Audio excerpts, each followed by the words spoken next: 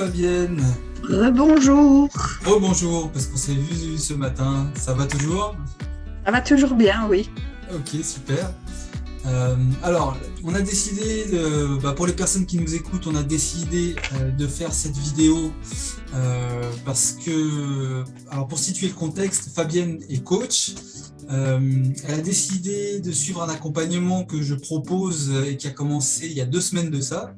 Et tout ça, on va en parler en détail, elle va en parler bien mieux que moi. Et il s'est passé quelque chose d'assez extraordinaire et c'est ce qui nous a donné l'envie de faire ce témoignage. Du coup, pour commencer, Fabienne, est-ce que tu pourrais juste te présenter, dire qui tu es et ce que tu fais?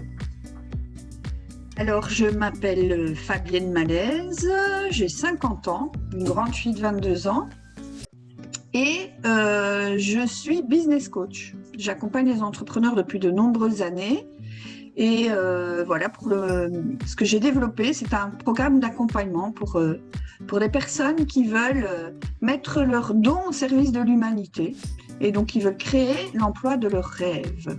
Voilà, en grand résumé. D'accord, super. Et où est-ce que tu en es dans cet accompagnement que tu as créé il y a quelques temps? C'est en phase de développement, Si je suis en phase, donc j'ai quitté la phase de démarrage de ce projet, je suis plutôt dans la phase de consolidation du projet et la phase de croissance. D'accord. Voilà. Ok, En gros, super. j'ai fait décoller l'avion et là, je suis en train de le faire monter en altitude. D'accord, ok, génial. Et alors par rapport à l'accompagnement qu'on fait ensemble, parce que alors Fabienne a décidé de me suivre dans un accompagnement que je propose depuis pas longtemps, qui s'appelle Devenir un coach avec un grand C, et qui a pour but d'apporter des outils de coaching, enfin tous les outils que moi j'utilise et que je trouve les plus efficaces. Est-ce que tu peux nous dire dans quel contexte, qu'est-ce qui t'a décidé à suivre cet accompagnement? Alors, ce qui m'a décidé à suivre cet accompagnement, c'est que, en fait, moi, je coach depuis de nombreuses années les entrepreneurs, mais j'ai pas forcément suivi d'école de coaching. C'est quelque chose que j'ai appris sur le tas, comme on dit. Et en plus, je suis une personne qui est très, très intuitive. Donc, je sais que j'obtiens des résultats avec mes clients, bien entendu. Je sais que je peux avoir une certaine performance, mais je peux encore m'améliorer là-dessus parce que ce qui me manquait, en fait, c'est de mettre un peu de structure et de protocole par rapport à tout ce que je fais intuitivement pour avoir beaucoup plus d'impact et beaucoup plus rapide dans les résultats que je peux, enfin, dans le fait de pouvoir aider mes clients à obtenir les résultats qu'ils attendent. D'accord. Donc, tu as décidé de suivre cet accompagnement pour gagner en comprendre peut-être ce que tu fais, pour conscientiser un peu ce que tu faisais de manière Oui, intuitive, et puis peut-être pour optimiser certaines choses, exactement. gagner du Exactement. temps, savoir exactement où tu en es pour, je sais pas Tout moi, à fait. pour débloquer des croyances, des choses comme ça. Voilà, exactement. Être beaucoup plus impactante parce que j'utilise les choses dans le bon ordre. C'est vraiment une question de protocole quelque part, hein, de structure. C'est vraiment faire les choses dans le bon ordre pour être beaucoup plus impactante. Et surtout, c'est pas une question d'impact parce que ça, je pense que je peux le faire, mais surtout être beaucoup plus rapide dans l'impact que je peux apporter. D'accord. Ok, d'accord. Alors cet accompagnement, il commence à peine, hein, ça fait 2 semaines qu'on a commencé. Est-ce que tu peux nous expliquer, nous raconter la raison qui nous a poussé à faire ce témoignage aujourd'hui? Il y a tout un contexte, je pense que tu as Ouais. pas mal de choses à dire. En Ouais. tout cas, ça m'a beaucoup, beaucoup inspiré depuis hier, parce que tu me l'as annoncé hier. Est-ce que tu peux le raconter aux personnes qui nous écoutent? Oui, alors pour la petite histoire, on a pris conscience. Donc lundi, nous avions ce lundi, hein, nous avions ensemble le coaching et on avait parlé d'une thématique qui est très intéressante, qui est ne pas devenir client de son client. C'est-à-dire qu'à un moment donné, moi j'ai un peu tendance de me mettre, comme je suis quelqu'un qui est avec l'énergie du cœur au service, de me mettre vraiment au service et de quitter quelque part cette posture de coach qui est nécessaire pour avoir de l'impact rapidement. Oui. Et donc, on a parlé de ça et tu nous as livré quelques outils très pragmatique. Donc moi, c'est ce que j'adore dans ton approche, en fait. C'est que c'est pragmatique. Le jour même, on peut les mettre en œuvre. C'est pas, il faut pas étudier un outil pendant 3 semaines et comprendre toute la théorie avant de le mettre en œuvre. Donc ça, c'est très, très chouette. Et du coup, voilà, quelques outils pragmatiques à utiliser et à tester, puisque l'idée, c'est de tester. Et donc, moi, j'étais... Pardon, je fais une petite parenthèse, mais c'est vrai qu'on a tous ce côté-là quand on commence à coacher. C'est-à-dire que comme on fait des promesses à nos clients, eh ben, on veut absolument qu'ils y arrivent. Et du coup, parfois, on se met dans cette position où on est plus client que le client. Et parfois, ça peut saboter le coaching parce que si tu te mets dans cette position où vraiment tu veux désespérément apporter des résultats à ton client, ton client, il a moins d'engagement à mettre pour arriver à ces résultats et ça se fait de manière inconsciente. Tout à fait. Et on perd en énergie, on s'épuise là-dedans parce qu'en fait, on met beaucoup d'énergie, on met l'énergie à la place de son client. Ça, je me suis vraiment rendu compte de ça, c'est que en termes d'énergie, c'est très, très important d'être conscient et de faire attention à ça. Ouais. Je pense qu'on l'a tous vécu de près ou de loin quand on commence à accompagner des personnes. D'accord. Et donc, du coup, quelques outils pragmatiques, je me suis dit, parfait. Moi, dans la journée, j'avais énormément de rendez-vous, d'entretiens découvertes avec des nouvelles personnes pour voir si elles avaient envie de devenir mes clientes et si j'étais prête à les accueillir comme clientes. Ouais. Et je me suis dit, voilà, je vais en profiter pour tester tous les outils appris. Et ce qui s'est passé, c'est que sur 12 heures, j'ai proposé des coachings et j'ai fait des ventes pour la valeur de 19 000, pardon. J'arrive même pas à le dire tellement c'est incroyable. 19 400 € en 12 heures. D'accord, c'est incroyable. Oui, j'arrive pas encore à y croire, mais pourtant c'est vrai. Et donc avec une efficacité incroyable, j'ai vraiment pu, avec beaucoup d'impact et assez rapidement, accompagner la personne à décider de prendre en main les rênes de sa vie et d'investir dans son accompagnement. Voilà. Incroyable. Et d'autant plus que, alors moi ce que tu m'avais dit, c'est que tu étais un petit peu dans une traversée du désert depuis quelque temps. Oui, alors ça faisait 6 semaines que je ramais en me disant, et plus je ramais, plus je rentrais évidemment dans la posture de je deviens cliente de ma cliente, parce que ça faisait 6 semaines que je disais mais les ventes ne tombent pas, j'arrive plus, comment ça se fait? Il y a un blocage, il y a quelque chose qui bloque parce que en général j'arrive bien facilement à vendre, et là ça faisait 6 semaines que c'était le désert, traversée du désert, et c'est vraiment ce coaching de lundi qui m'a déjà fait switcher, prendre conscience, c'est vraiment une prise de conscience par rapport à cette posture, et plus en plus les outils cerise sur le gâteau qui permettent de la dépasser, mais en toute sécurité, et donc du coup de mettre ton focus vraiment sur l'aide que tu apportes à la personne qui est en face de toi, et pas sur le manque, c'est-à-dire la peur de ne pas conclure une vente, quoi. Bien sûr. Donc génial. Après, c'est une posture générale et qui ne s'applique pas seulement au coaching. Par exemple, quand on veut parler à quelqu'un, ça s'applique à tout en fait. D'apprendre à ne plus être client en fait. On propose, et puis si la personne n'est pas cliente, nous on n'est pas client pour avoir une discussion, on s'organise autrement. Ça s'applique vraiment à tout et c'est une posture qui est vraiment très intéressante. Et du coup, tu as fait ces 3 ventes, il me semble que tu m'as dit que c'était 3 ventes. Oui. Et comment tu expliques ce qui a changé? Comment j'explique ce qui a changé? Comment tu expliques ce qui est arrivé, parce qu'elles se sont enchaînées, en plus ces 3 ventes d'après ce que tu m'as raconté. Oui, elles se sont enchaînées dans la journée. Alors comment j'explique ça? C'est qu'en fait c'est un jeu de renforcement positif. C'est-à-dire, j'ai fait le test la première fois, j'ai fait l'expérience que ça marchait.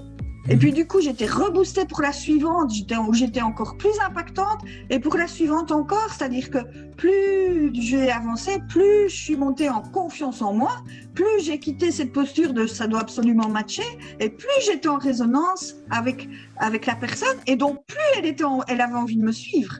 D'accord. Tout simplement. Ok, c'est super. Et alors toi, ça fait 20 ans que tu accompagnes des personnes, tu m'avais dit. Et alors, tout ça, tu le faisais de manière intuitive, mais tu n'avais jamais entendu parler de ces outils, en tout cas cette approche? Alors, j'ai entendu parler d'à peu près tous les outils qui existent en termes de communication non violente, développement personnel, etc. C'est de l'information que j'ai reçue à un moment donné dans ma vie. La grande différence, c'est que ici, on n'est pas du tout dans l'information, mais on est dans la... Moi, c'est ce que j'appelle l'apprentissage par l'expérience. C'est-à-dire, on ne rentre pas dans des trucs très compliqués, on comprend grosso modo le principe du truc, mais surtout, on essaye et on se plante pour dire de l'intégrer. Et donc, ce qui se passe, c'est que ce qui est génial là-dedans, c'est qu'en plus, c'est encore plus facile de s'attribuer ces outils, de ne pas s'enfermer. Tu parles d'étiquette. Pas s'enfermer dans l'étiquette de dire je dois rentrer dans un canevas et donc je dois connaître par cœur comment ça marche, mais c'est je teste le truc et puis finalement je peux aller chercher à gauche à droite ce qui me parle au moment où j'en ai besoin et tester, voir si ça marche, et puis finalement on crée son propre outil de cette manière-là. Ouais, c'est ça, c'est qu'il faut s'approprier les outils et les utiliser de la manière qui convienne à ta personnalité. Parce qu'on a tous connu ça où on nous donne des scripts, des choses, et puis quand on les suit de manière bête, comme ça, sans réfléchir, ça marche jamais, quoi. Tout à fait. Et donc, on abandonne. Donc, oui, j'ai appris beaucoup de choses sur différents outils que j'ai jamais utilisés. Je crois qu'il y a 1 ou 2 outils que j'ai utilisés dans boucle et que j'utilise encore tous les jours parce que je les trouve pertinents et qui m'ont parlé à ce moment-là.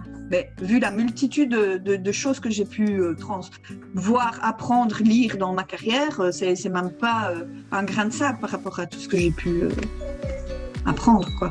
Donc, oui. D'accord. Et alors, le fait d'utiliser ces nouveaux outils, quelle différence ça fait dans ces entretiens que tu as eus avec les personnes, au niveau de ton ressenti? Mon ressenti, c'est que la personne, elle se sent à l'aise, en confiance avec moi. Enfin, avec moi de cette manière-là, quoi. Elle se sent... la personne, elle sent qu'elle a... qu'elle a la maîtrise de ce qui se passe, en tout cas qu'elle reste tout à fait autonome dans ce qui peut se passer au travers de l'échange qu'on a. Ça, c'est la différence. D'accord. Ok, super. Écoute, qu'est-ce que je pourrais te poser comme question? Quel message t'aurais à passer, par exemple, à une personne qui veut peut-être devenir coach, ou alors quelqu'un qui est coach et qui était dans ta situation, c'est-à-dire qu'il le fait de manière intuitive, mais qui a envie de connaître certains outils par rapport à ce nouvel accompagnement qu'on a commencé. Alors, ce qu'il faut dire aussi, c'est que là, c'était quasiment la première séance. On a eu une première séance avant. La première séance, on a parlé un peu de développement personnel, de spiritualité, tout ça. Là, cette séance, on est rentré vraiment dans le dur, où on a commencé à parler d'outils. Mais du coup, qu'est-ce que tu aurais comme message à passer à une personne qui peut-être hésiterait à faire cette formation ou se demanderait est-ce que cet accompagnement, il est fait pour moi ou pas? Qu'est-ce que tu ce que je dirais à cette personne, c'est que c'est tellement pragmatique comme accompagnement. Ce que je lui dirais, si tu hésites encore, mais vas-y, parce que ça fait combien de temps que tu hésites là-dessus? Donc, si tu ressens l'élan de t'améliorer dans tes qualités de coach, et on a aussi un ego, moi, la première, c'est dire, je fais ça depuis 20 ans, je peux pas me planter, je dois être la meilleure, je dois être la première de la classe, le petit gardien ici qui parle comme ça. Et en réalité, c'est, mais non, vas-y. Parce que là, c'est un immense terrain de jeu où on ne peut que s'améliorer. Bien sûr. J'ai envie de dire, et ça, c'est vraiment quelque chose qui est chouette, c'est que comme c'est un terrain de jeu à plusieurs, il y a une super chouette ambiance. On ne se met pas du tout la pression là-dessus, on s'amuse. Pour moi, c'est important, hein, tu connais. Non, mais complètement, mais je suis d'accord avec toi. Hein. C'est aussi pour ça. C'est important que s'amuser, quoi. Mais c'est aussi pour ça, moi, que je l'ai créé, cet accompagnement. Moi, je m'améliore avec vous et j'apprends beaucoup de choses avec vous. C'est un truc...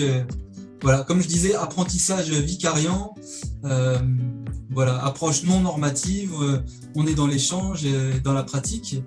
Et voilà, et puis il y a quelque chose moi d'important aussi que j'ai ajouté, c'est que qu'on soit coach, entrepreneur, tout ce que tu veux, ce qui est vraiment super important, c'est toujours investir une partie de ses revenus dans son apprentissage. Et vraiment, moi, c'est un truc, moi je passe mon temps à faire des formations et j'adore ça en plus. Et voilà, et je pense que tout le monde devrait faire ça pour vraiment s'enrichir et voilà. Ok, écoute, super, merci beaucoup Fabienne pour ce beau témoignage. Avec joie. Je pense que ça va ça va inspirer beaucoup de gens. Moi, ça m'a beaucoup inspiré et ça m'a fait prendre conscience de certaines choses que je vais changer dans mes autres accompagnements. Alors, j'ai une petite annonce à faire. S'il y a certaines personnes que ça inspire, certaines personnes peut-être qui veulent des renseignements sur cet accompagnement, c'est que déjà cet accompagnement, on vient de le commencer, donc il reste peut-être une place ou deux si certaines personnes veulent prendre le train en marche. Après, si c'est pas le cas, je vais lancer des nouvelles sessions, mais il faut savoir que c'est un accompagnement qui se fait en groupe pour qu'il y ait ce côté pratique et ce côté échange et convivial. Donc je peux pas prendre une personne à la fois, il faut qu'il y ait un ensemble de personnes qui se décident ensemble. Et puis voilà, c'est un accompagnement qui permet d'acquérir des nouveaux outils, comment enlever des croyances aux personnes qu'on accompagne, et de manière très très rapide. Moi, avec ces outils, quand je les ai découverts, il y a des personnes parfois qui avaient des croyances depuis peut-être 40 ans, et puis en une séance, on arrive à faire partir cette croyance. C'est assez incroyable. Il y a aussi beaucoup de développement personnel. Tu l'as vu, Fabienne, on a commencé par parler de spiritualité et puis de développement personnel avant de parler d'accompagner des personnes. Il y a des outils pour apprendre à calibrer et connaître exactement les schémas mentaux des personnes qu'on accompagne très rapidement. Alors tout ça, je sais, Fabienne, que c'est un peu flou parce qu'on ne l'a pas vu encore, on vient de commencer. Mais voilà, c'était un petit peu, je fais ma petite publicité, au cas où certaines personnes, en entendant ce témoignage, aient envie de rejoindre le train. Voilà, si c'est le cas, vous pouvez m'envoyer un message, on trouvera une solution selon vos disponibilités, selon tout. Voilà. Et sur ce, Fabienne, je te remercie beaucoup. Merci à toi. Voilà, je pense qu'on fera d'autres témoignages en cours de route. Et puis, bravo pour ces ventes. N'en fais pas trop non plus parce que tu vas être débordé. Oui. oui. Bon, ça fait partie du challenge. Voilà, et puis écoute, on te souhaite une bonne continuation et à bientôt. Merci, à bientôt.